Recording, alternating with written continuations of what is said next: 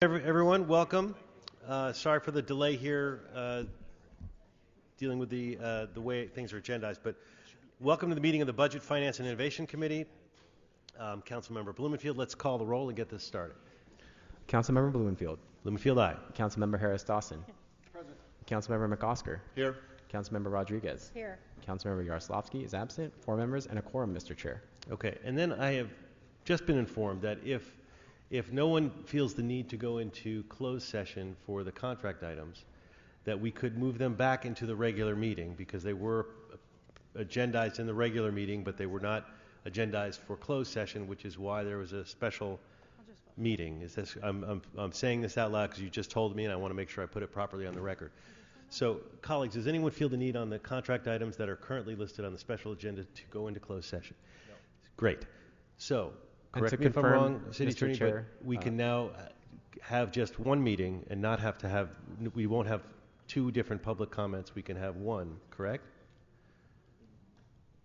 I'd like to get confirmation from the City Attorney. Yes.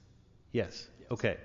So then we're going to go into the regular meeting. We are not going to go into closed session today we have closed session items, but nothing on that was on the special agenda. So, Mr. Blumenfield, I have a question. So, what was originally scheduled as item 1 through 7 for the special will be considered what numbers? Items 4 through 10 on the I'm regular. going to get, I haven't gotten those numbers back 10? yet. Yes. Got it. You're talking about the contract items? Right. Yeah. Okay. So those are now 4 through 10? Those items 4 through 10, yes. Okay. The numbering is going to be a little tricky as we go Right. through, but That's okay. we'll figure all that just out. so long as we flag it as we go, because what was originally item 7 was something I had an issue with, but it's fine. I'm going to make sure that whatever people When want we to go discuss, through we it. get, Okay. nothing will get Got it. slipped in that people don't Sorry. want to put on consent. But this allows us to then move into public comment portion of our meeting. So my intention for the way it is currently agendized, and I can go through this after, was to hold items 1, 2, 3, 11, 12, 13, 18, 20, 23, 35, 36, 39, and 45, and then to hold those for discussion and do the remainder of the items on consent, which would include what is currently on the special agenda 4 through 10. The intention was to put those on consent as well, and so I would recommend for consent 14 through 17, 19, 21, 22, 24 through 34, 37, 38, 40 through 44, 46, and 47. I'll go through that again after public comment to be real clear that we're doing whatever people want to discuss, that we are discussing them here. But let's move to public comment while they're still getting those items sorted out. So speakers will have a total of 1 minute per item, maximum of 2 minutes for the items, 1 minute for general public comment on issues within this committee's jurisdiction. And let's move to public. I'm going to read some names. And remember, it is a disruption of this meeting to write multiple names down. So you can only sign up under one name, but I'm going to read the names. We have General Harlem Donald, Almuta Smith, Andrew Westall, Rabbi, with a word I won't say, Chang YB, Donald Harland, Hunter B., Allie Lewis, Anna Apostolos, Greenspan, Jessica Legaspi, Liz Tula. I'm reading all the names because I think half of them are fake. Liz Tula, Max Gordy, Michael Shilstone, Adi Atala, or Veronica Hott. If you've heard anyone who's here for public comment, you can feel free to line up, and we'll take it from there. So, and we'll go through. You don't have to line up right away. I've called all the names on the list. So, go ahead, Mr. Herman. You can start. Well, I didn't sign up as Mr. Herman. Which offensive name did you sign up under today? Don't repeat it. Which offensive name did you sign up under, sir? What motherfucking name do I always sign up as? Rabbi, motherfucker. What's up? Okay, that's a new one. Okay, sir, go ahead. It's nothing new. What the fuck's going on there with this shit? We're going to have the Hypern Water Reclamation Plant. We've been dealing with this for how many months or years with these jackasses behind me at Public Works. Stop stealing the fucking money. Get it? Then I go into the item of fuck the police, white niggers too. Who do they think they are? In my CF number 24-00-1980, no fucking policeman is going to put his hands on a disabled man in a public meeting at LAPD, which they did on Tuesday. And why is that, Bob? It's because I'm a white motherfucker like you. What item are you speaking to, sir? I'm on 15. Fuck the police. Isn't that so? You got all these cases involving Superior Court cases, and mine's going to probably be the next one. Because I don't want to be pushed out of a public meeting. I have every motherfucking right as a white motherfucker with an attitude, nigger with attitude, to be in that meeting. So now let me talk to you about Brandenburg versus Ohio, US 39544, into my non-agenda public comment. Okay, this is your 1 minute of... US 395 444 1969. Some motherfucker in this audience said for me not to use the N-word. Well, it is protected speech. And I'm not going down the street talking about no niggas. I'm talking about dirty niggers who should send them back to Israel and stop killing the children. That's what I'm talking about. So don't tell me that I'm off topic. Don't tell me I'm disrupting the meeting. Don't tell me I'm using words that you're not used to hearing, motherfucker.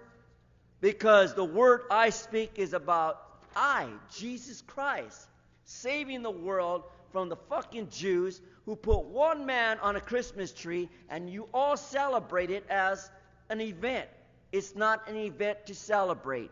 God hates you. You're going to hell. Snyder versus Phelps. Simplify fucking faggots. I'm tired of your fucking bullshit. Fuck you, Bob. And stop interrupting my fucking time.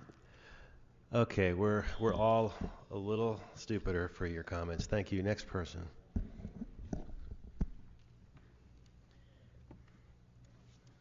Yeah, I'd rather hear the stupider than you're smart.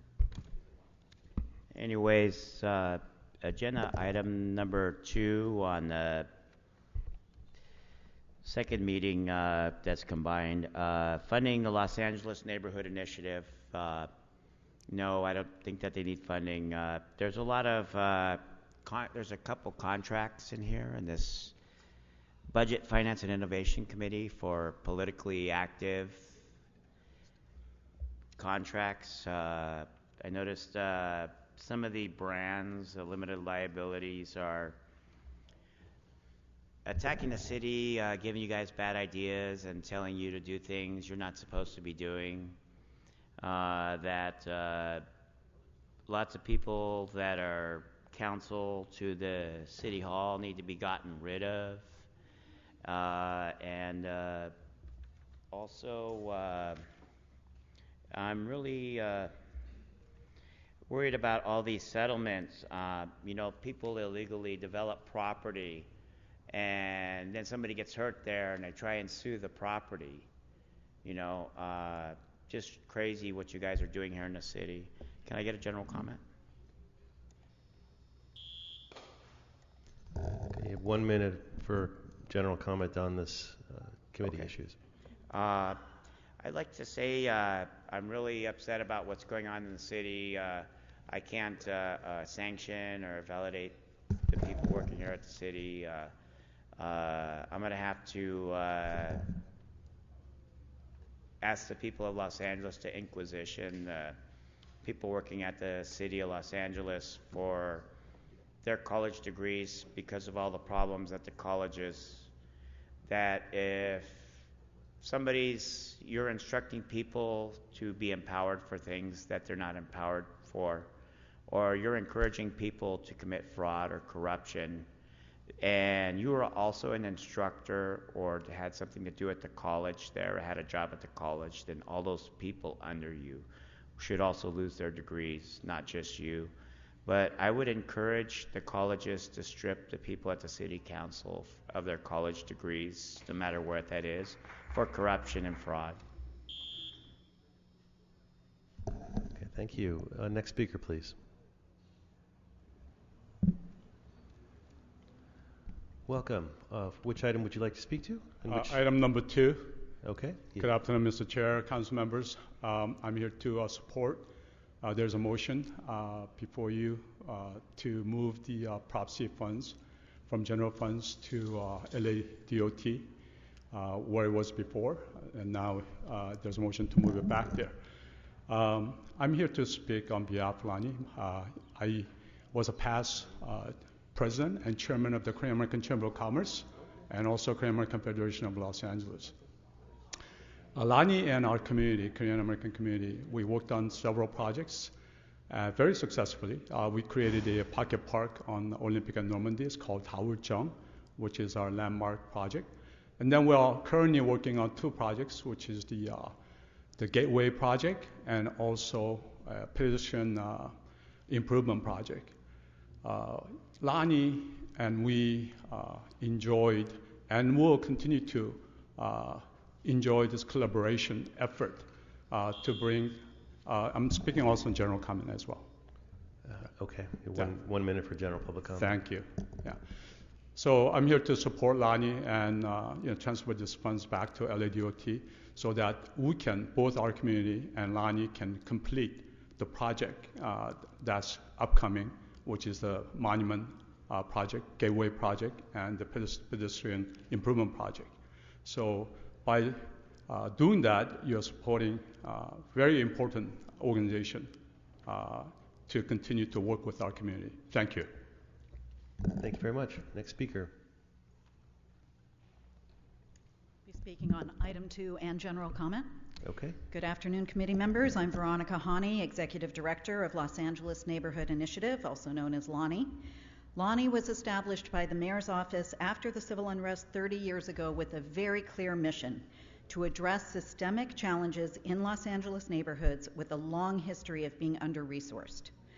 Although functioning as a close city partner, the mayor founded Lonnie as an independent nonprofit and not a city agency precisely to function as a bridge between City Hall and Angelenos in underserved parts of the city who had been unheard for far too long. Over the last 30 years, Lonnie has planned and built dozens of capital improvements in 11 of our most underserved council districts. Many of you know firsthand the impact of Lonnie's projects in your own districts. It's critical to note Lonnie's return on investment to the city. Lonnie has independently raised over $126 million in state and federal funding, bringing those infrastructure dollars to the city. That is $126 million that would have gone to other cities without Lonnie raising those funds. Lonnie also helped pioneer an equity-centered community building approach to improving infrastructure, empowering Angelenos to help decide which projects serve their needs best. Because our work has always been rooted in equitable access to transit and active transportation, we've been included in the Prop C budget, which allows us to do the imperative pre-development work necessary for projects to become funding eligible. In closing, Lonnie has been delivering projects that lift up neighborhoods and are so important to your constituents for 30 years, and we want to continue that relationship, but are unable to do so without budget restoration. We respectfully request that Lonnie's allocation be restored in the Prop C budget. Thank you. Thank you. Next speaker. Welcome. Hello, I am speaking on item 2 in general comment. Good afternoon, committee members. I am Anna Apostolos. I'm Director of Programs for Lonnie, and I will be reading a statement from a community member who could not attend today. My name is Yona Hong, and I am Community Relations Director at the Los Angeles Korean Festival Foundation, a nonprofit organization with over 50 years of organizing the largest Korean festival in the city. Koreatown is of significant pride for the LA Korean community, as well as being a highly diverse neighborhood of immigrants. The Koreatown Pavilion Garden, or Dauljeong, is a cultural landmark that represents our neighborhood and our city. But the project had been languishing for years when Lonnie was brought on as a project manager. Within 3 years, the beautiful pavilion, the garden, and the surrounding pedestrian infrastructure were completed. Dauljeong creates much needed green space as well as a strong sense of place for residents and visitors. Additionally, Lonnie independently raised 25% of the funding to complete the project. I can confidently say that this cultural landmark would not have been built without Lonnie. Today, the Koreatown community is working with Lonnie and the city to create a contemporary over-the-street archway spanning the intersection of Olympic and Normandy. We are happy that Lonnie is again leading this effort because we know they will help us, the stakeholders, realize our vision in the completed project. Lonnie is essential. The city needs Lonnie. The community needs Lonnie. I can think of no other nonprofit that does a better job than Lonnie in bridging and strengthening the city-community partnership and making beautiful projects into reality while creating an infrastructure needed for walkable neighborhoods with access to green space, public transit, and economic opportunity in LA's diverse multi-ethnic communities. Please reinstate Lonnie's allocation in the city budget. Thank you for your consideration. Thank you very much. Next speaker. I'll be speaking on agenda item 2 and general comment. My name is Allie Lewis, a program manager at Los Angeles Neighborhood Initiative, otherwise known as Lonnie, where one of my projects is the Western Engage Park in CD8. Today I'm here to deliver comments from a community member, Maribel Hernandez, who I have worked with closely on this park project and is unable to be here in person today. My name is Maribel Hernandez, and I started working with Lonnie in March 2023. I am the mother of 2 children and have lived with my mother, Carmen Hernandez, for 22 years in the apartment building down the street from the vacant lot on Western Engage in South LA that will become a park this fall. I sit on the steering committee for this park, where we have helped choose the best design as well as the name. My mom is a senior who walks in our community every day, and she is looking forward to having the opportunity to relax in a safe, green environment. This green space is becoming a reality thanks to Lonnie's hard work. Not only did they stand on a corner where it is not safe in our community, they engaged and educated our community members, but most importantly, there was follow-through from their staff. I was motivated to join the steering committee because of Allie Lewis at Lonnie, because she was committed to making a change in my community, and we trust Lonnie to help be our voice for a better South LA. Lonnie provides a vital service to the city of Los Angeles. I ask you to please keep the momentum in improving our neighborhoods by restoring Lonnie to the city's 2024-25 budget. District 8 deserves change, and this committee can be that change by approving the motion to restore Lonnie to the city's budget. Respectfully, your constituents of CD8, Maribel and Carmen Hernandez. Thank you. Thank you very much. Next speaker. Welcome. Hello, I'll be speaking on line item number 2 and public comment. And my name is Jessica Legaspi, and I'm a program manager at Lonnie. I'll be reading on behalf of a community member who was not able to attend today.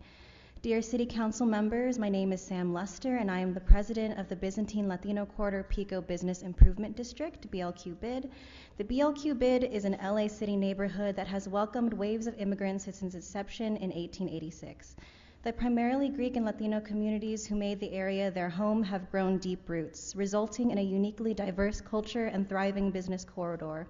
In the Pico Union neighborhood, which is rich with culture, hardworking people, and dynamic small businesses, the BLQ BID works to preserve the neighborhood's legacy, improve conditions, and build opportunity. Our BID has been managed by Lonnie since its inception in 2006. As BID manager, Lonnie works with local business owners to ensure that the Pico Boulevard business corridor is clean and safe. Lonnie partners with the Pico Union Neighborhood Council, our local police, faith communities, schools, and the Office of Council District 1 to create a network of support for local businesses that contributes to a thriving neighborhood economy. Lonnie also helps us market our BID businesses, attracting new customers from throughout the city. A recent incident that illustrates Lonnie's value was a sidewalk fire that occurred on Pico Boulevard, likely the result of an encampment fire. The mess that was left was dangerous and unsightly, blocking the sidewalk for pedestrians. Nearby business owners called 311, but knowing the delays that are often involved, they also called Lonnie. Lonnie called our contracted street cleaning vendor immediately, and the mess was cleaned up by the end of the day. That kind of support, which is invaluable to our neighborhood businesses, shows how Lonnie nimbly supplements city services. Our BID has a wide array of members, from legacy businesses and service providers to cash-only mom-and-pop storefronts run by immigrant entrepreneurs.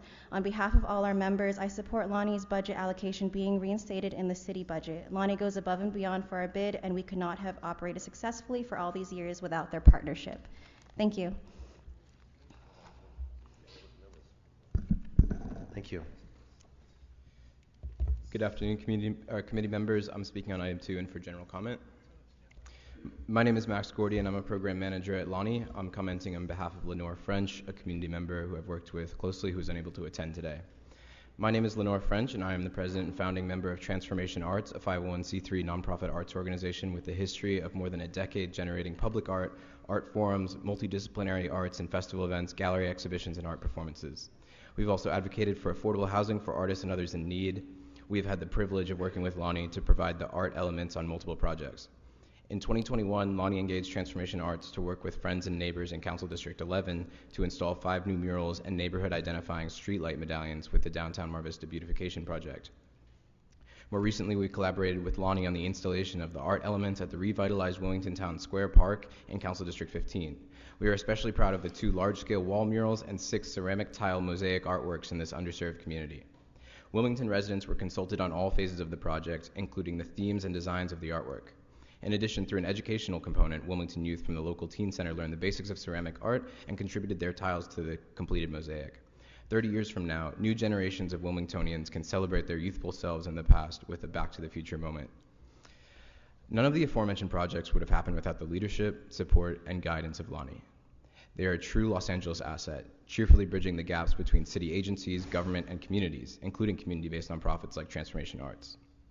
Lonnie's demonstrated commitment to distributing their funding to a wide swath of underserved LA communities is a key part to a vital Los Angeles economic and social ecosystem. We strongly urge you to restore Lonnie's funding. This will not only sustain its health and well-being, but also all those community artists, local businesses, organizations, and neighborhoods that are so positively impacted by their vision and generosity. Thank you. Thank you. Next speaker. Hi, I'm speaking on item 1 in general comment. My name is Elizabeth Tulasi, and I'm with Everytable, one of the vendors for the Rapid Response Senior Meals Program. Thank you for the opportunity to speak today on behalf of the nearly 6,000 seniors who are currently enrolled and depend on these meals, as well as the 1,200 seniors who are on the waiting list. I and the elders we serve are grateful for this committee's reevaluation of this program. I wanted to clear up some misconceptions I heard during the budget discussions about this program. Free senior meals are once again served at congregate dining sites around the city, but they are often inaccessible to seniors who lack reliable transportation or who work or care for family members during the day. However, to qualify for traditional home-delivered meals programs, seniors must prove that they are severely disabled or homebound. The Rapid Response Senior Meal Program was designed to serve our elders who fall between the cracks, meaning they cannot attend in-person dining and do not qualify for regular home-delivered meals. Understandably, it is challenging for this constituency to come give public comment, so here are some quotes for seniors who couldn't be here today. My health is so much better. I wouldn't be able to cook and combine these ingredients. It keeps me out of the hospital. I am alone with no family, still need to work and have an autoimmune condition, and often do not have the energy to prepare nutritious meals. These are a lifesaver. It has been a godsend and invaluable. Inflation alone makes affording meals very difficult. These meals are a lifeline for many of us. Lastly, I want to draw your attention to a letter I sent your offices today offering to reduce the price that we charge for the meals in this program in hopes that it can help keep this program going. We care deeply about the seniors we serve and are eager to partner with the city to make this program more sustainable. Thank you.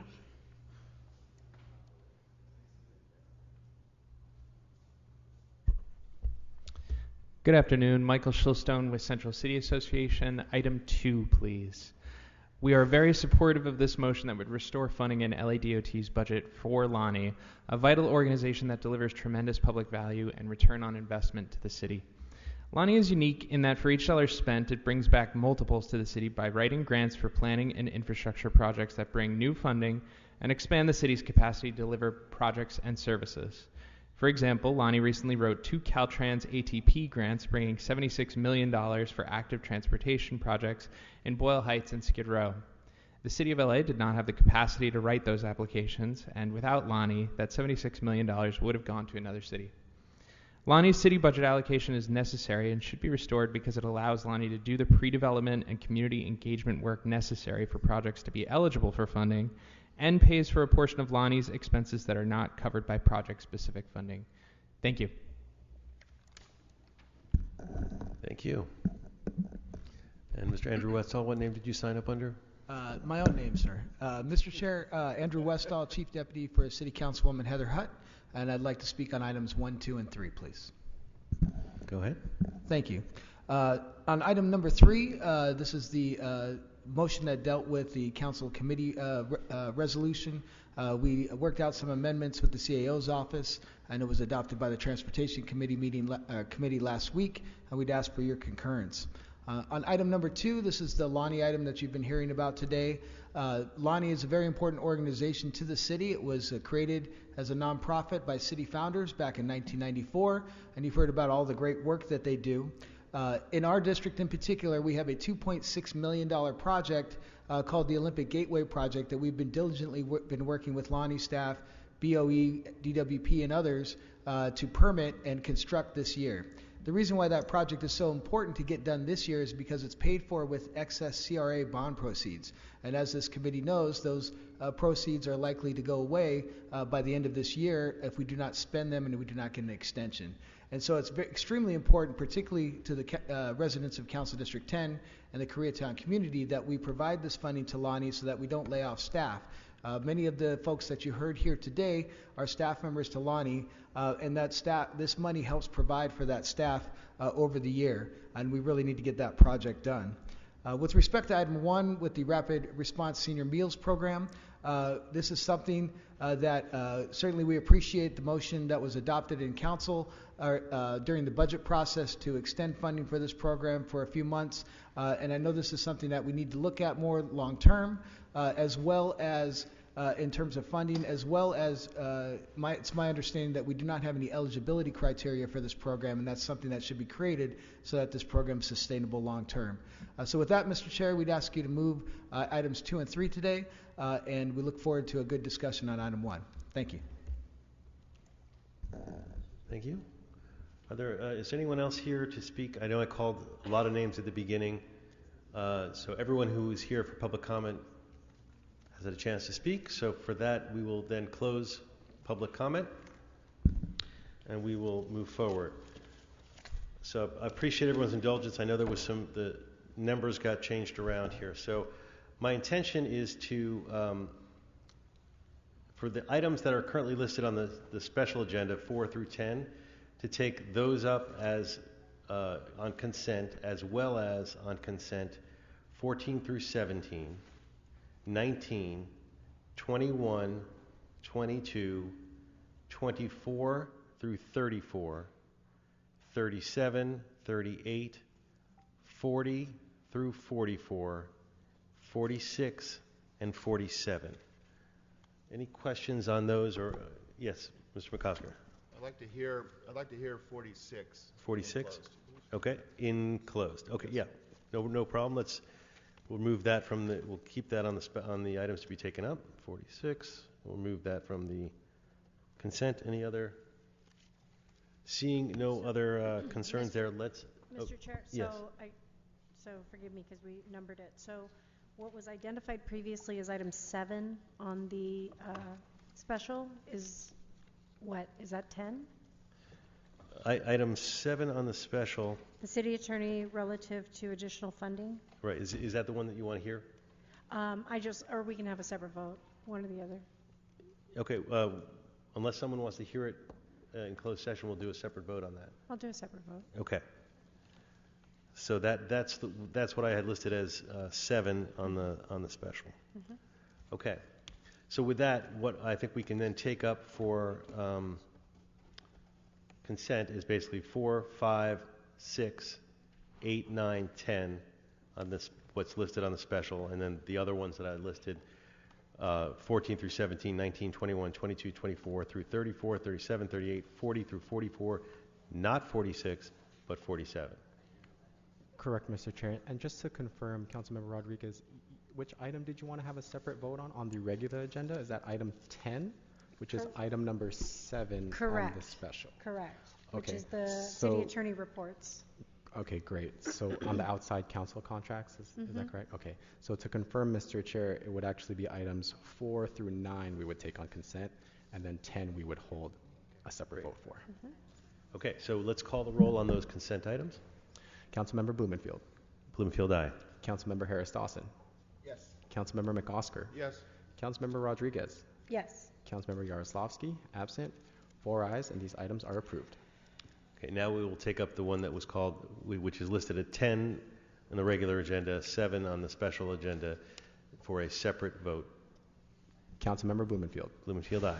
Councilmember Harris Dawson. Yes. Councilmember McOsker. Yes. Councilmember Rodriguez. No.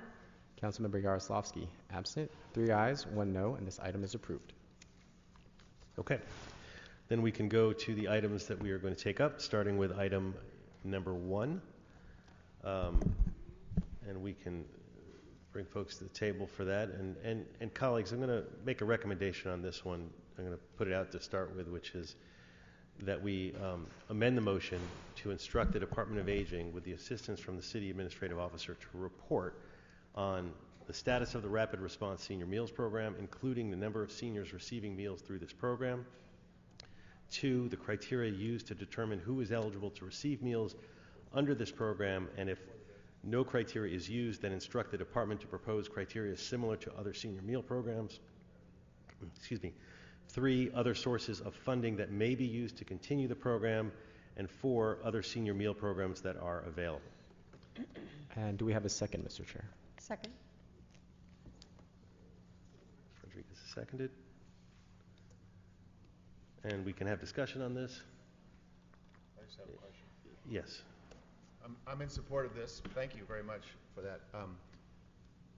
Will this come back to us before our summer break, or put in the alternative, maybe ask the department, if it doesn't come back, we don't have this resolved before our break, will the program continue, or will it be on a timeout?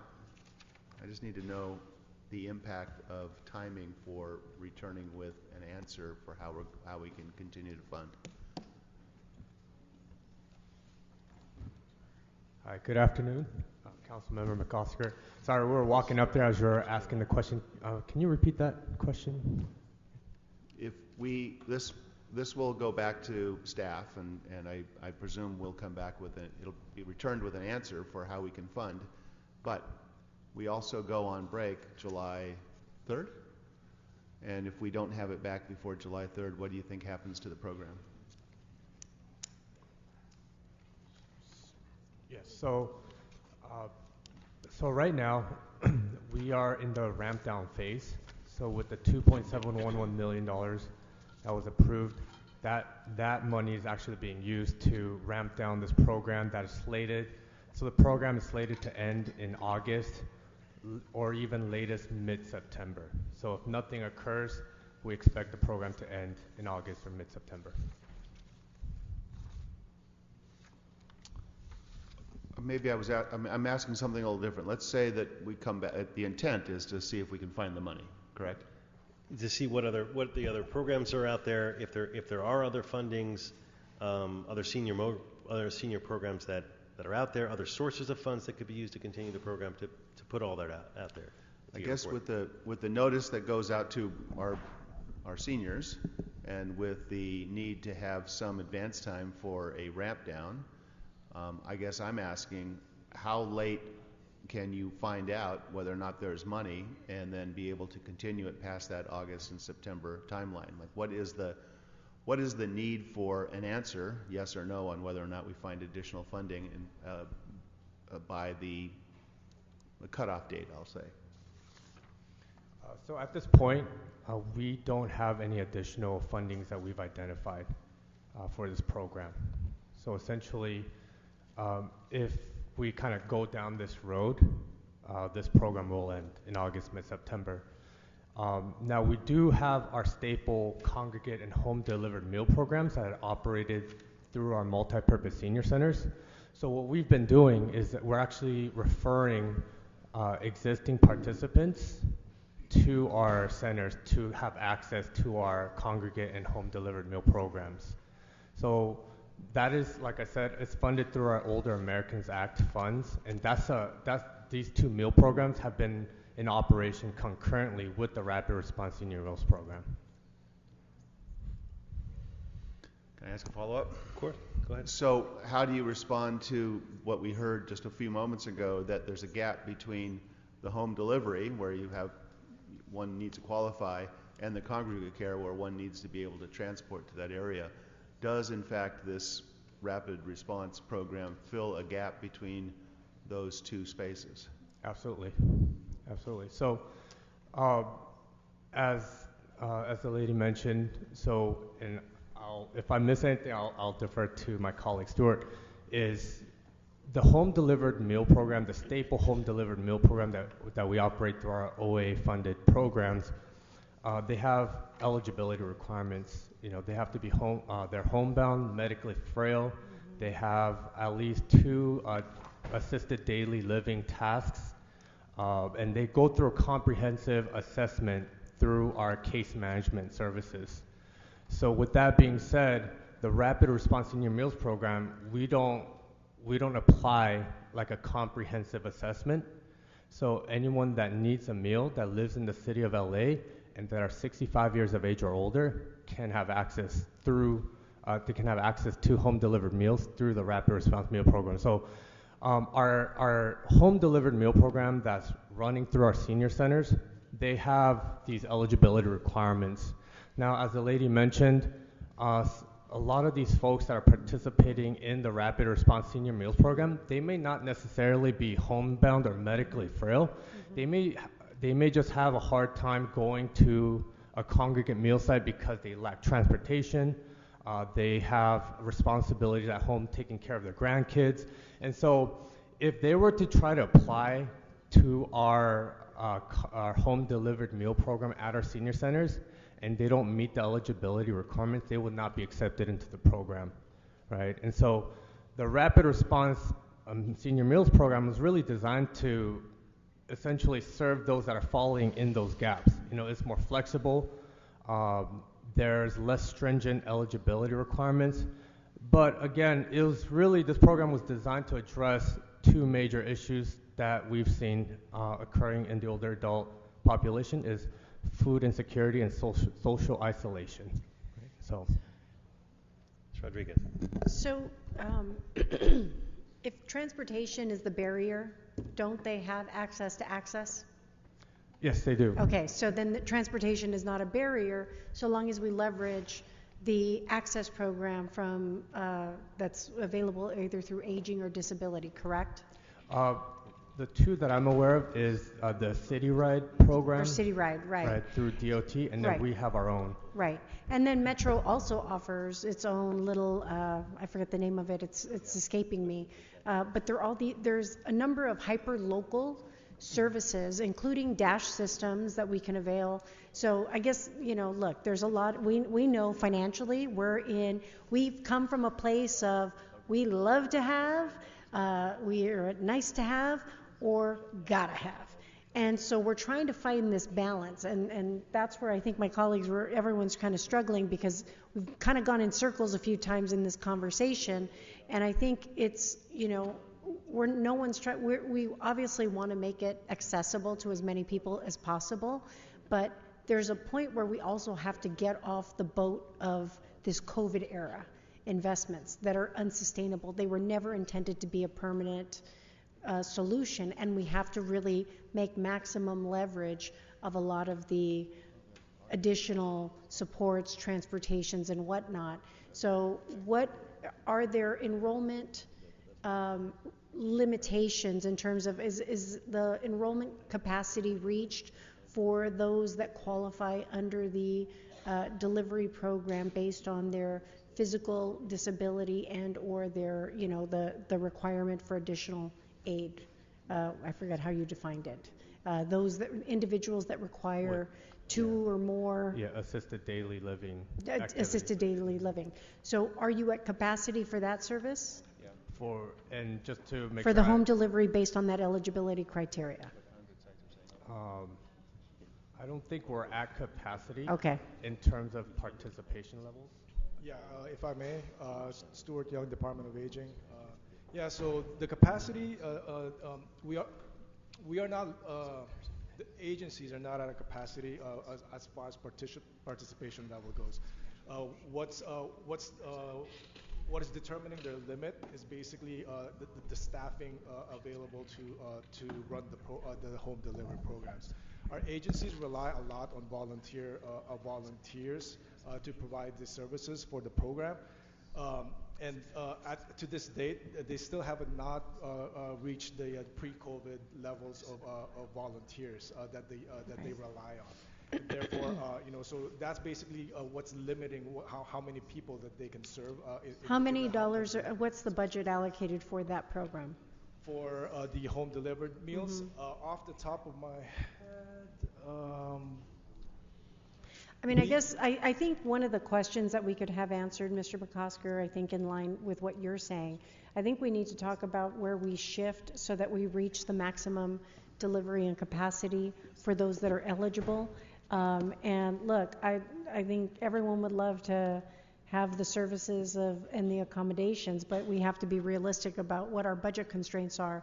And so I think if you could give us some real hard numbers, the sooner the better, in terms of what are the enrollments of each, what are the budgets associated with that, and maybe there's just an adjustment of the two, somewhere in the middle.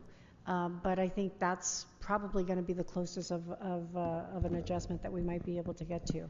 But you have sufficient dollars. I understand the wind down, and I understand the question that Mr. McCosker was asking. So he's saying, by what date do you need to know an answer for how much dollars you need in order before it's like, up, we're out. And so my understanding, I don't think you need much lead time. Is that correct? Yes. So, and thank you for clarifying that question. I apologize if I didn't answer that. So, I mean, of course, sooner is better. Okay. But, so a right lot now, more money is better too. Right. So just let's brass tacks this.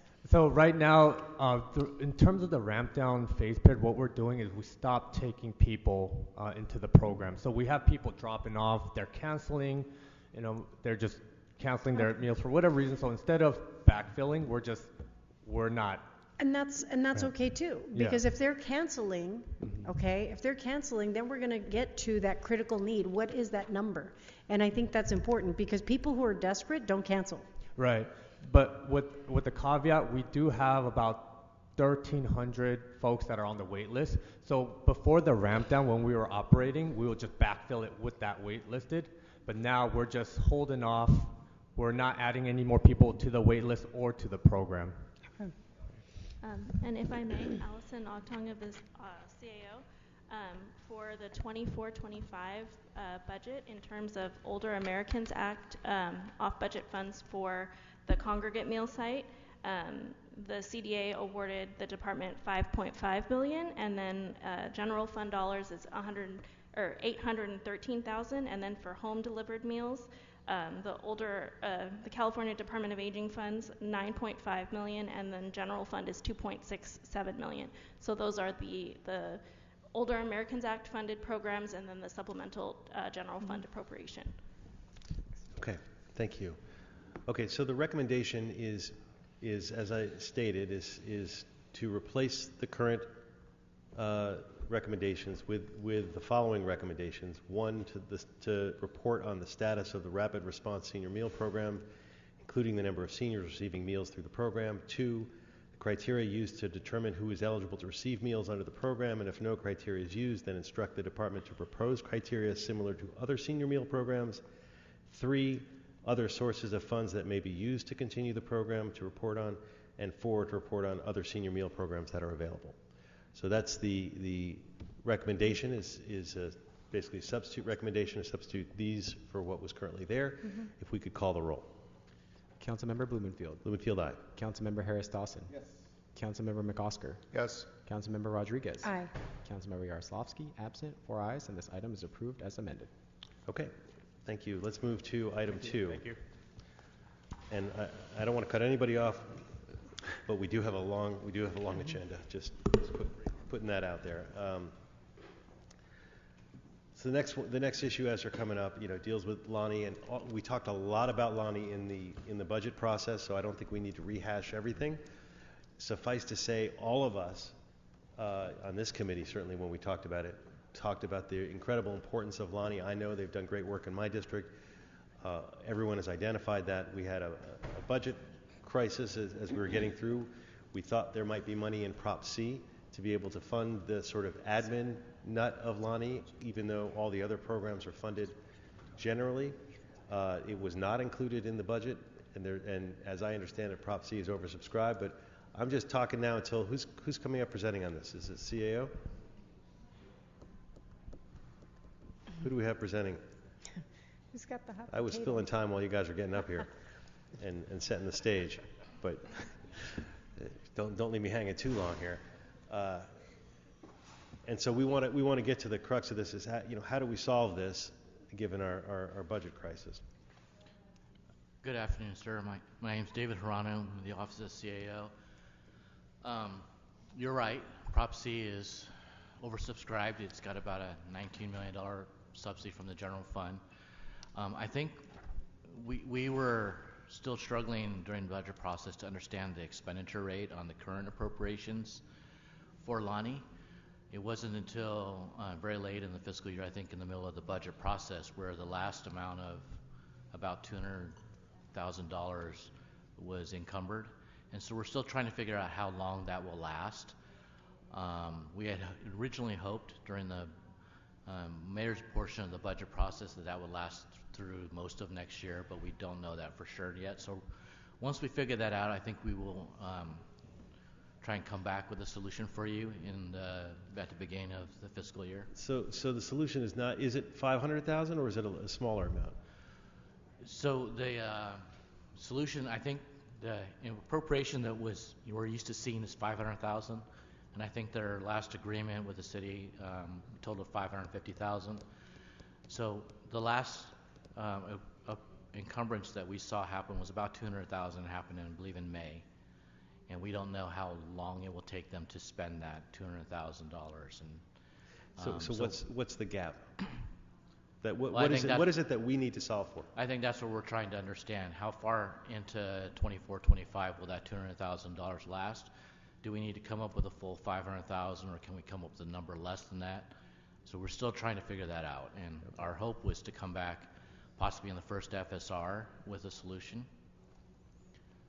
Okay, well, I certainly want you to find a solution for it. And we had talked about a variety of solutions. One solution was we took the $15 million GCP pot, which is divided 15 ways, or slightly more than that, and take that nut of 500,000 and divide it by 15, and that's 37 each. But it seems like that number may not be there, and there may be other sources. So what I think to move forward on this, colleagues, is we can amend the motion, instruct the CAO to find the funding that's needed. Yes. And knowing that we want, it's not that much in the scheme of things. We want to get this funded. We want to assure Lonnie that this nut will be covered. As a backstop, we could do the GCP, the incremental portion of the GCP from the part that's allocated to everyone, or there may be a more appropriate pot if Prop C isn't there. So I guess I'm comfortable, colleagues, and I'll put that forward, is just amending this motion to instruct CAO to find the funding from one of those pots. But I open it up to my colleagues for any other ideas or thoughts on that. Mr. McCaskill. I'm generally satisfied with that. I know that Lonnie has a number of projects going on across the city. I want to make sure, and those projects are funded, but they're funded for the actual work. I just want to make sure that we keep Lonnie's doors open and we don't have a solution that winds up taking so long that they can't make payroll. Yeah, okay, I hear you. And like you said, we just don't know how long the money is going to last. We're trying to engage on that, and we'll figure it out and get back to you as soon as we can. So you'll be in contact with Lonnie and make sure that we're not compromising the administrative functions of Lonnie while we're working on a solution? Correct. Right. That they'll certainly have enough to get through the next FSR, because that will be the logical place, or? I think during budget, that was during the deliberations that you had on the budget, that was one of our hopes, is whether we'd be able to do that, but we haven't dived into it deep enough to know exactly. So that's our next task, is to figure out exactly how long that money will last, and then come back to you with a solution. Okay. Ms. Rodriguez. So, and I'm very supportive of Lonnie. We don't have any projects in my district, and I don't know how many districts in the valley outside of yours perhaps that have. I currently have none either. Huh? I currently don't have. I have. Okay. Yeah, I don't. And so And maybe it's a question for, I know CD10 talked about that they have projects, 14 has projects where there's active projects where they have GCP. That would seem appropriate versus those districts that don't. It's just kind of, I get it, but I think, hopefully the CAO comes with, identifies exactly what the amount is so that we have that real number. And we can find an alternative source that benefits, from all of the city. But I think it's tough when some of our districts are struggling with the resources that we do have. We've all been stretched really thin through this budget. I would be hard pressed. $39,000 is a lot of money in my district. So I just, It's a lot of money in every district. It's a lot of money in every district, but in my district where, where we don't have active projects that are taking, it's like I'm chipping in for something that I'm not directly getting anything for my district currently. And that's a hard sell. Okay. So we throw it back to you. The recommendation is to replace the recommendations with a recommendation that is to amend the motion, instruct the CAO officer to find funding for it. Essentially, don't let Lonnie go. Even though we don't have projects in our district, Right, we want to support it. But we want to support it. We're not identifying the source of funding here and now. We're asking you to come up with that. Will do. Understood. Okay. Any other colleagues? Any other comments or questions? Okay, let's call the roll. And do we have a second, Mr. Chair? Second. Councilmember Blumenfield. Aye. Councilmember Harris Dawson. Yes. Councilmember McOsker. Yes. Councilmember Rodriguez. Aye. I'm sorry, Councilmember? Aye. Councilmember Yaroslavsky, absent, 4 ayes, and this item is approved as amended. Great, thank you. Next we have item 3. Item number 3, motion Hut Park relative to Transportation Committee jurisdiction in connection with transportation grant funds. Okay, who do we have presenting on this?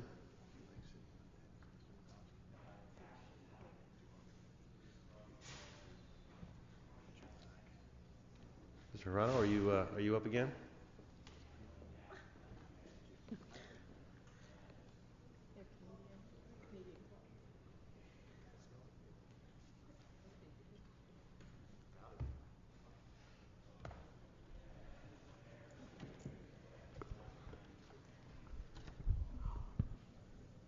Welcome. Hello, good afternoon. Yolanda Chavez with the CAO's office. As you know, this motion is directing the CAO to submit really all funding related items to the Transportation Committee. We actually worked out some language on this motion with CD10, and we think that it's important that all funded related items are considered by the Transportation Committee, so we have no issues with this motion. Great.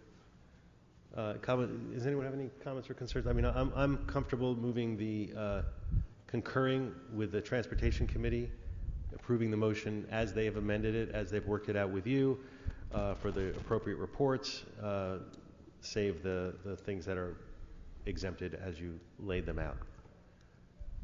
Seeing no comments or questions from colleagues, I think we can move forward and take a roll call vote on that. Councilmember Blumenfield. Blumenfield, aye. Councilmember Harris Dawson. Councilmember Harris Dawson. Yes. Councilmember McOsker. Yes. Councilmember Rodriguez. Aye. Councilmember Yaroslavsky, absent, 4 ayes, and this item is approved. Great, thank you. I believe that takes us now to 11. I'm going to ask all of these as a question because of all the numbering changes, but. Yes, item 11, communication from the mayor relative to the appointment of Almutada Al Smith to the Innovation and Performance Commission.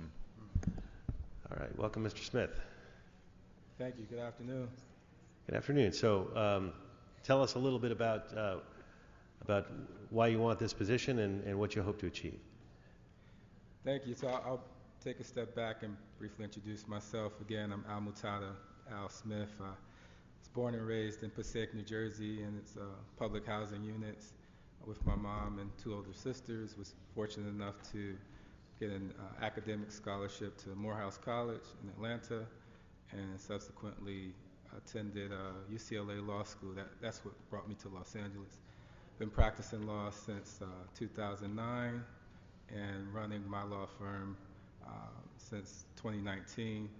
And we work primarily with entrepreneurs and creatives, startups and middle market companies, which is fits, I think, directly with some of the work I would be doing on the commission.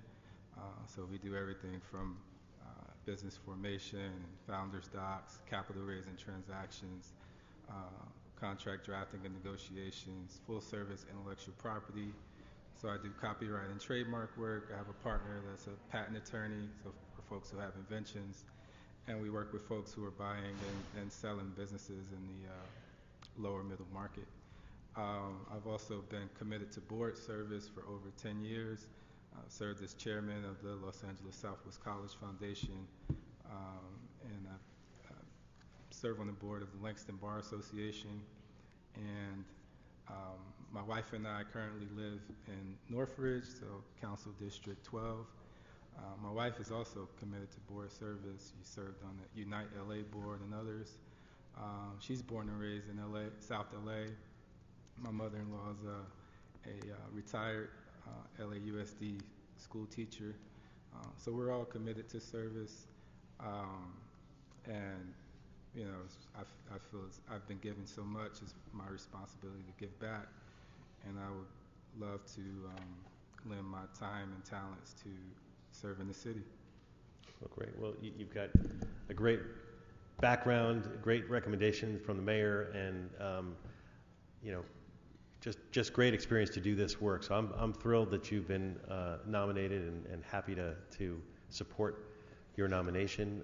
You know, this innovation committee is an important one. It really can help make the city work better. And among the many tasks of the commission is to make recommendations on the innovation fund, which is our way of setting aside a tiny little bit of the budget so that line workers can find solutions to the city's problems, and that folks who are actually doing the work, who have solutions, can put those forward and get funding. And that's a way to both cull those ideas, but to motivate our workforce and to tap into the creativity of our workforce. And that sounds like you've got all sorts of great experience, and you'll be able to do that very well. So I'm thrilled about that. Colleagues, any other additional comments, questions?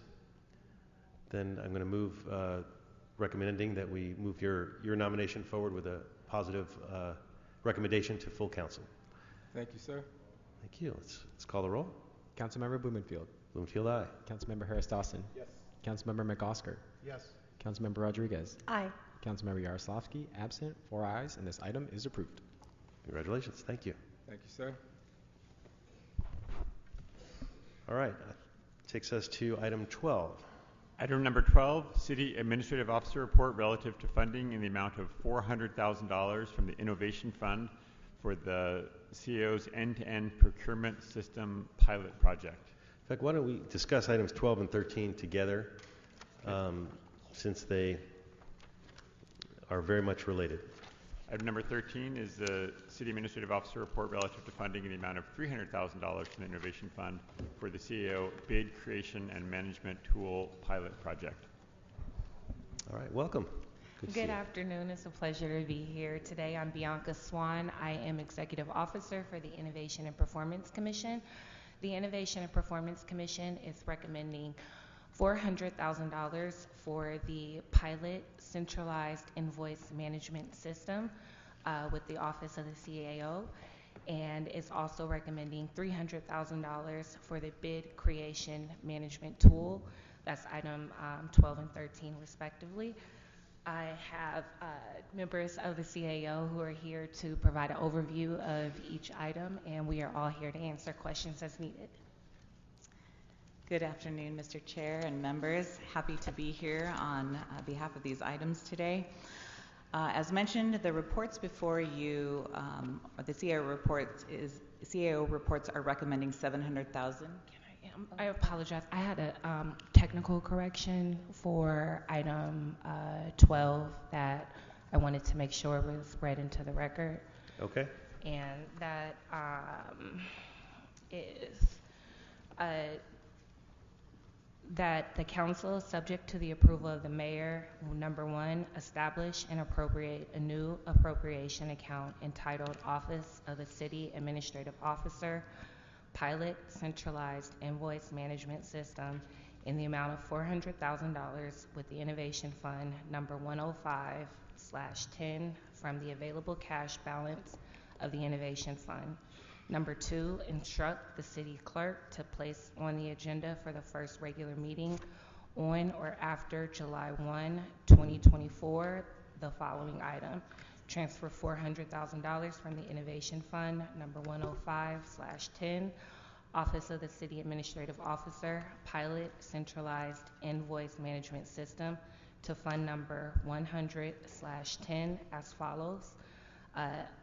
Fund 100, Department 10, account number 003040, account name Contractual Services, amount $400,000. That was really the only changes. So that was the only changes for item number 13. And then for, 12. Oh, yes, I'm sorry. So, yes, continue for number 12. Number 3, instruct the Office of the City Administrative Officer to A, separately track all encumbrances and expenditures of Innovation Fund monies so that the unspent funds can be returned to the Innovation Fund at the end of the fiscal report. B, report to the Innovation Performance Commission with an accounting of the funds and lessons learned and any obstacles faced.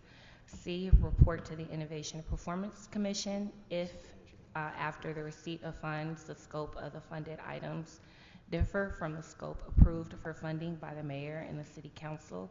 And D, as appropriate, include acknowledgement of the Innovation and Performance Commission on public materials such as press releases or websites that reference the Pilot Centralized Invoice Management System project. So that completes the technical correction for item 12. And then for, should I do item 13 technical correction as well right now? Okay. So do we just need the only change? Number 2. Okay, so number 2, instruct the city clerk to place on the agenda for the first regular meeting on or after July 1, 2024, the following item. Transfer $300,000 from the Innovation Fund, number 105/10, Office of the City Administrative Officer, Bid Creation and Management Tool, to Fund number 100/10 as follows. Fund 100, Department 10, account 003040, account name Contractual Services. You could just read the change part. You don't have to read the whole thing. Just what's changed. That's it. Okay. Okay. Thank you. Handing it off to Shannon. Again, good afternoon. My name is Shannon Hoppus. I'm the city's procurement officer. I'm joined by my team, Leah Chu and Andrew Choi. Today, the reports before you recommend a total of $700,000 for 2 of the Office of Procurement's projects. The first recommends $400,000 for the Office of Procurement in partnership with ITA to develop a pilot centralized invoice management system, or what we're calling SIMS, for the Board of Public Works. The system is anticipated to be a tool for firms to submit and track the progress of their invoices and their payments, as well as allowing for city staff to be able to assign, review, reject inaccurate invoices, and approve complete invoices for payment. The system is not meant to replace FMS. However, it will allow us to really gain insights into our invoice payments. It's going to allow departments to really provide transparency into this space for both the vendors and city staff in the payment process. The second recommends $300,000 for the Office of Procurement to develop a bid creation and management tool.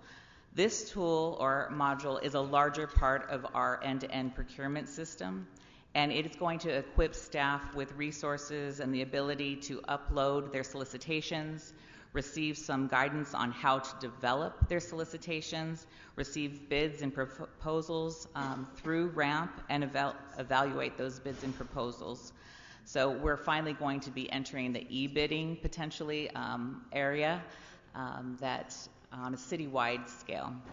And why these are both innovative projects is that they propose a solution that will digitize existing paper-based processes and allows for transparency for subsequent process improvements to continue after they have been put in place. SIMS is innovative in that it'll provide data, finally data, into the why behind why our payments are late. There's a whole host of reasons for that, but it hasn't been enough to instruct departments to pay promptly. There's a lot of layers to the payment process. It's going to finally give us, again, that insight into why the causes for delay and inform future policies that we will come before council to recommend. So we respectfully request the approval of both of these projects. Great. Thank you. I tell you, I mean, on one part I'm excited about this, the other I'm a little bit torn about this. The excited part is that, you know, I've been harping on this issue for a very long time about the late payments and the procurement process and how it's preventing us from, you know, getting small business, minority businesses, all sorts. You've heard it all. I don't need to go through all that. So I'm excited that this offers potential into this. The part that where I'm torn is that it just feels a little bit like we're developing a system, as you said, which, you know, to digitize, which doesn't. I mean, I can't believe in this day and age that that's innovative. Like that. That's a very frightening thought to me. Like this was innovative 30 years ago. So the fact that it is innovative in this space is kind of an indictment on us as a city. But I guess that shouldn't be a reason not to fund it. It just, you know, it just doesn't get me excited. Right. As an innovation fund, you know, we're getting all these great ideas, and you suggest something that we should have done 30 years ago, and like, okay, if that's the only way we can get there, then I'm gonna, you know, support doing it. And then the other piece that I put this out there that I'm not thrilled about, which is the innovative projects that I like are when there's a solution on the table that someone from, you know, the staff, the city staff has said, hey, I can do things differently. This is how we do it, as opposed to the solutions that come to us which say, hey, we could hire somebody to give us a system that might create some innovation, which this feels a little bit like we're not actually, you're not proposing an innovative way to do RFPs or bids. You're proposing that this system is going to allow, somehow give guidance. I don't know how the guidance is going to be any different than what we get now, just because it's coming from I mean, it's just using fancy words, systems and modules and words I don't understand that are all putting it out there. So that being said, that's why I'm a little bit lukewarm, but you know, by and large, I think I'm supportive, but it's the reason why I'm not super excited, even though it's a topic that I really wanted us to move forward on. But Ms. Rodriguez. So I'm in agreement with you, Mr. Blumenfield, and I'm obviously, Shannon knows, someone who's been big on these issues, but that wasn't the intent of the Innovation Fund. And this function is more of an opportunity to fund the development of a system that we know we need, but let's be honest about whether or not that's an innovation. It's basically building out a new era of a legacy system that, without sustainability, we're going to then we're going to be here in a few years figuring out how to piecemeal more money to sustain it, right? With all the upgrades and everything else that it will require in order to maintain it. That is my bigger concern. So I have a lot of reservations about it. My question is, because look, in ITA, we've had this conversation with Ted. So one of the biggest problems that we have with each of our departments, and this is why we started procurement reform and the original Bavin renovations in Public Works, because Public Works was where we knew we could have some kind of effort that was manageable. If we went citywide, it was just too much, because every department manages their procurement and contracting completely separate. That's actually the conversation that started an innovation with that. If you can innovate getting every single department to play by the same rules and do contract management in the same way and actually have a workflow process that is fully documented, that to me is innovation. You know why? Because it doesn't exist right now. And I think that is almost fundamental, because one of the things that I have found with every agency that we've contracted with, that we continue to belabor and have these contract extensions or amendments that are born out of the fact that we have staff who have their hands on these process, on the procedural part, and the procedural part isn't memorialized anywhere. So whoever's in that role right now as the contract administrator, and listen, and this is from personal experience of going through this process, it's that person who's got it all up in here and it doesn't exist anywhere else, right? It's almost like this preservation of the role. So that if I don't if I'm the only one who knows it, that's why we have a legacy system right now that was in our on our payroll system that was one heart attack away from failure. Is because if you only have one person who knows how it works, we'll have to keep that person there forever. And that's not the way the system should be built around. Right. So I think, for me, I have reservations about this because I also, again, not knowing who the vendor or who you're talking about, and what I really think we need, an innovation for me would be a strategic plan for the kind of systemic upgrades that we need and the baseline of contract, like the procurement process by department. Like that is almost a baseline fundamental piece that needs to happen before we can start talking about building out a system, because I feel like that's where we're constantly in a struggle and I don't even know who's left, frankly, from COVID and ERIP and all these other things, but that is a baseline. Like if I were going to set up a strategic plan coming from the top, I would tell every general manager that touches any level of procurement, whoever their contract coordinator is, to anyone who's listening, I would say document what that process is, and I would figure out how many days it sits in every queue. We did that for LAPD, for their hiring. We've done all of those things, and we're able to measure it. Vartan, I remember, developed it even just using a basic Excel program. So the tools we have are already available. They don't require $700,000. It just requires people making that enough of a priority that then if we find the product that universally applies to more departments, we'll be able to operate with consistency through departments. This is the problem of the silos that exists. So this is where I have reservations about it, only because I think, I know once we jump off that cliff, it's like, oh, I didn't have a parachute. I gotta get a change order for that. And oh, I don't have a life raft meeting me at the bottom of the sea when I fall. It's like those are the things that get tacked on because we're trying to just do this. And so that's my reservation with this.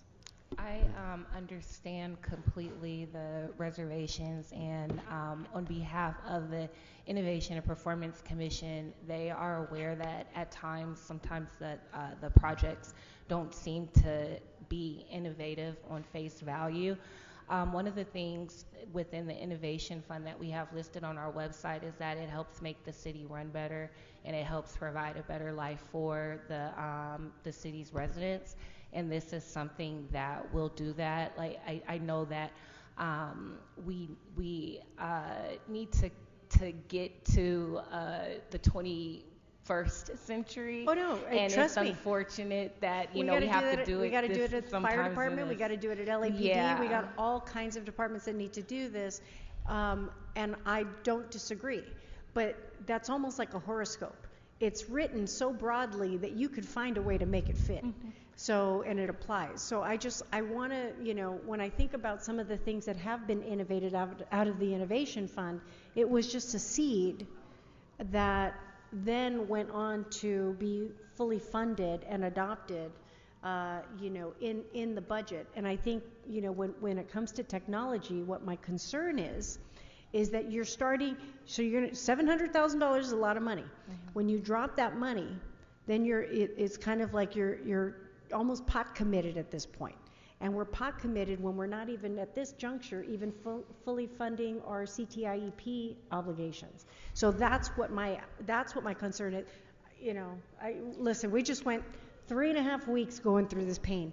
And so I'm not trying to create more pain for, like, when we come to the next fiscal year budget conversations, and then it's like, oh, well, we need another $1 million to keep this thing going and to expand it, and we're going to be like, well, what the heck did we just start? We started the fire, to quote Billy Joel. we can't say we didn't. We will have done it. And so that's what my concern is with the technology of going into that, through that, in this manner. Right, and completely appreciated, and that really sets us up to really talk about the delivery of our end-to-end procurement system that will happen by this year end. And we've done exactly what you've said. We've spent countless hours, over 3,000 hours, with departments, understanding their procurement needs, understanding the nuances, understanding each department in detail, and that is what we are set to deliver. We have delivered that for $1 million. No other agency has spent so little on such a focus of our city. We spend over $5 billion in procurement and have invested citywide very little. This is just one module that will be added as a huge complement to what we have already built, and we purposely built it on Salesforce so we can incrementally bring on new things because of budget constraints, because of innovation, because of policy changes. So we have chosen a very nimble solution to grow with us as a city, and it will take continuous investment over time in a space that we have invested very little. And why this is innovative is it's finally going to go potentially citywide. We have not done that. You have brought up several times, why don't we bring in the proprietary departments? How are we bringing in all our departments to be standard for our vendors, for transfer of employees? And that's exactly what all of this does. It finally centralizes things under a chief procurement officer, or in this case, a city procurement officer that is really brand new to this city. That has been shockingly innovative when we are really 20 years behind in bringing that type of leadership to a city as large as ours. So unfortunately, these are innovative for this scale.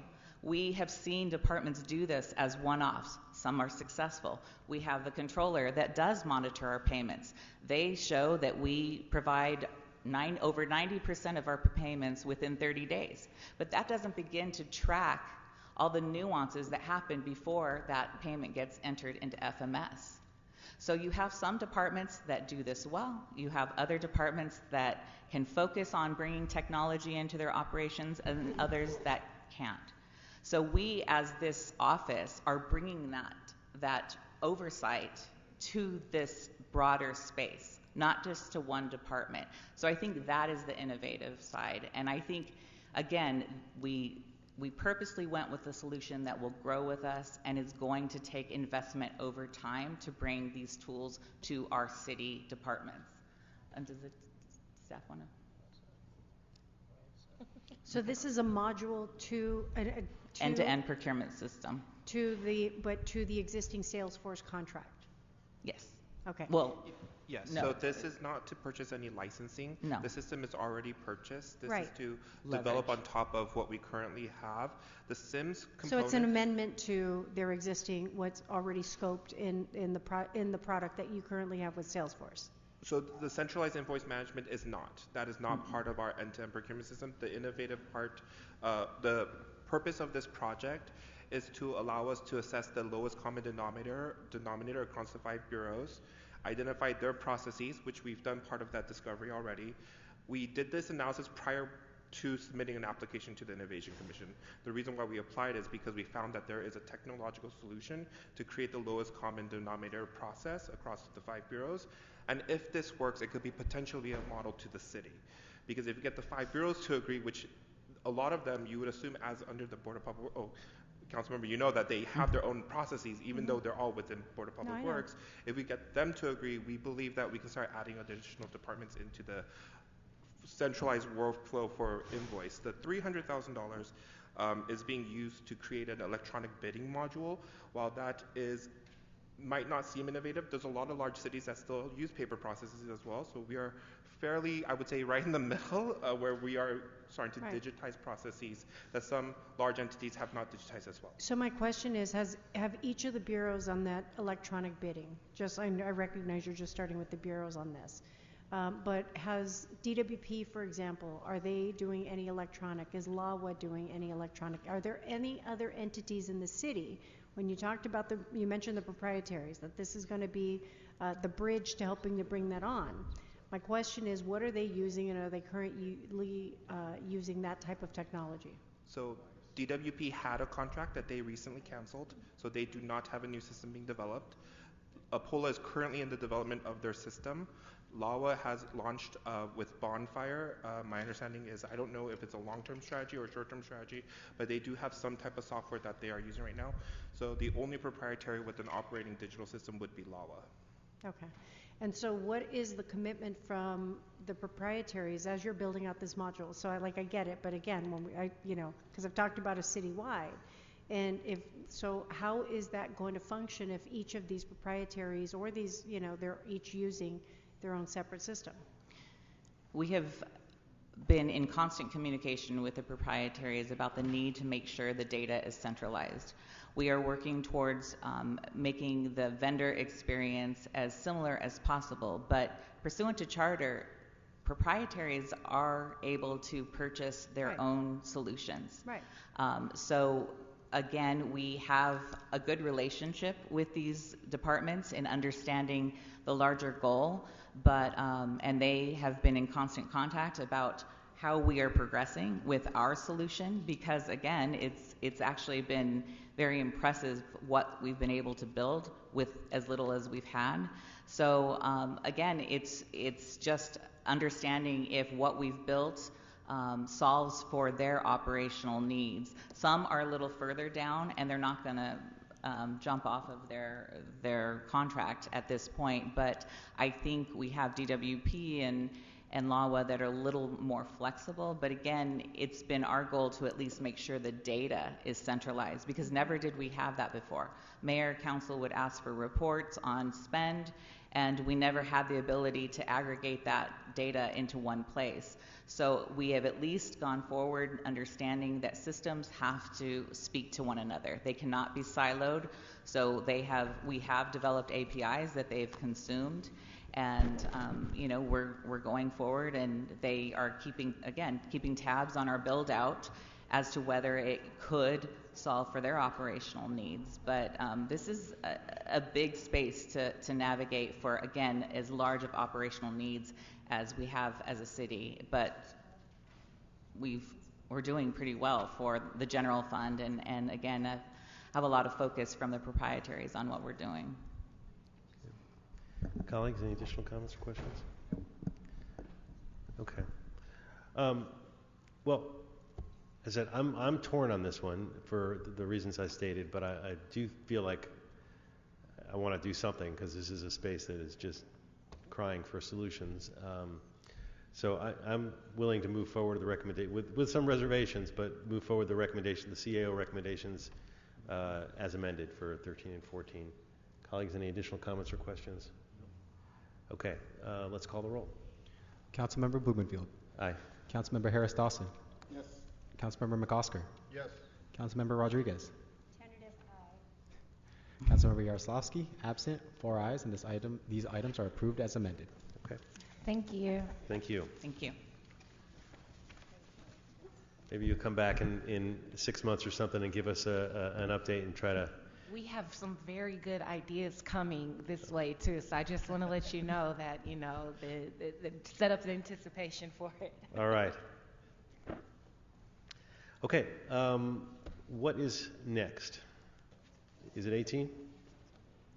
So what would be our closed session items? Okay, so we need to move into closed session? Yes. We could prepare the room for closed session.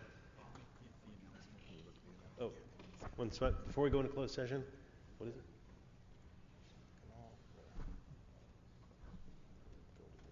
What?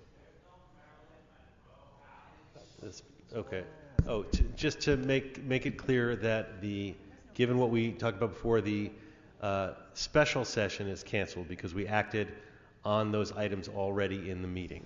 So we're going to go into closed session for the regular meeting, but to be clear, there is no special meeting happening afterwards. Anything else we need to announce? I just got a note that we needed to announce that. We're That's good? all, Mr. Chair. Thank you. Okay, then let's prepare the room for closed session. Thank you. Just to open Yeah, the- let's go into open session. It's nothing we need to announce in open session, right?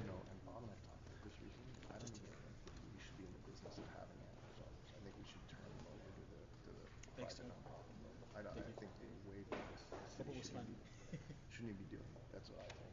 I think we should turn to the hands of people who are more trained. Politics. So the second somebody calls and we delay it by a month, and then the dog gets worse. It's terrible. But do you think that? What do you think of that idea? That's not. I mean, I know it's a big thing there, and I'm talking about something more transitional. But so, are we good? I would prefer that to what we're doing. Yeah. I mean, there's a couple other ones I think that shouldn't be there. Oh, I'm sorry. I hope she's all gonna be okay. All right, We're prepared are for we open session. Open session, we're good? Okay, is there anything to announce in open session? There is nothing to announce, Mr. Chair. Okay, then this meeting is adjourned. Thank you.